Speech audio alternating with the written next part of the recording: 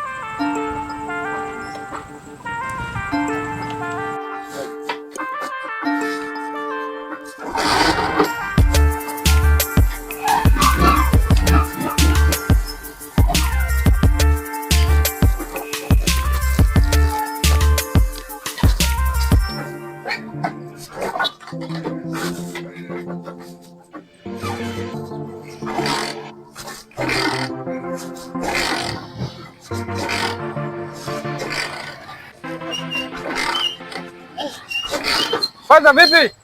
Wewe kinakuaje? Sasa vipi tena? Bana wewe. Nashangaa tu hapa kimenikatalia chombo yani. Ngoja mama nimpeleke. Mama njoo twende kuenda kuchelewesha wewe. Unaelekea wapi mama? Naelekea hapo juu kwa boma. Twende atakuchelewesha. Kwanza mimi nikwambie bwana ungefuga kuku tu. Panda mama twende huko. Yote ninataka. Nitakukuta huko ukirudi, subiri hapo.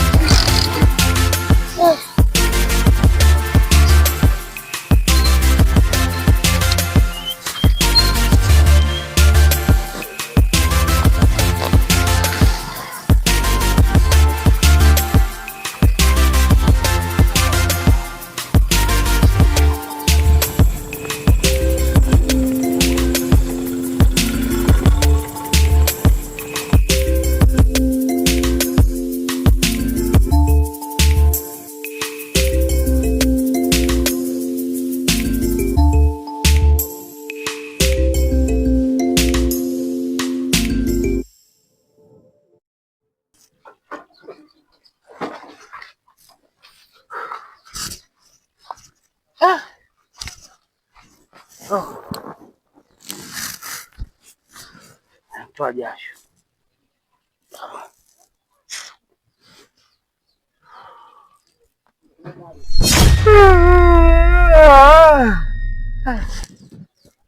Halo mama.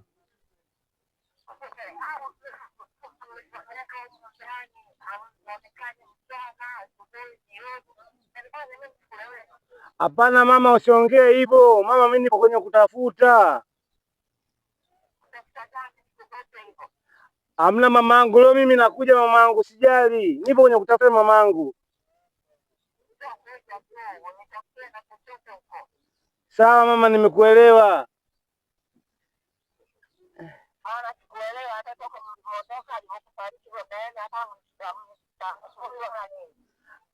Hapana mama, usiongee maneno kama hayo mama, mimi nakuja leo mamangu, sijali. Nipo kwenye kutafuta mamangu.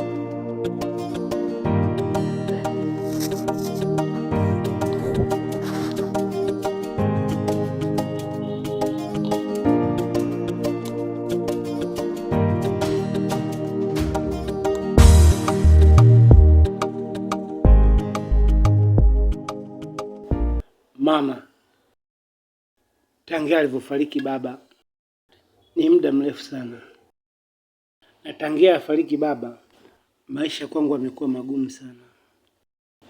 Biashara zangu haziendi vizuri, hivyo unakuta mtu anakuahidi pesa na mambo asiende yanavyotakiwa, na bodaboda yangu pia inanisumbua, kutwa nipo gereji mamangu. Sijui tatizo lipo wapi mamangu. Mungu atakusaidia mwanangu. Mama, sawa, najua Mungu atanisaidia, lakini kuna kitu kinaniumiza sana kichwa. Mama, kabla baba hajafariki alitueleza mambo mengi sana kuhusu maisha, ila kuna jambo aliongea kabla hajafariki. Hilo ndo linaniumiza kichwa. Katika watoto wake wote kuna mmoja sio mlisi wa mali zake.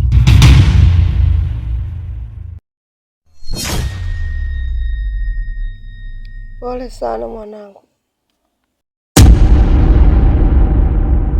Una haki ya kutaka kujua ukweli ambao marehemu alishauweka hadharani, na wewe mwanangu ndo mtu sahihi wa kukueleza jambo hili, kwa sababu wewe ndo mkubwa katika wazazi wangu, ila naomba iwe siri yako. Siri? Mama, mimi nakuahidi mama yangu, siri mimi ninayo, na kuahidi sitomwambia mtu yoyote. Mama yangu, Hapo zamani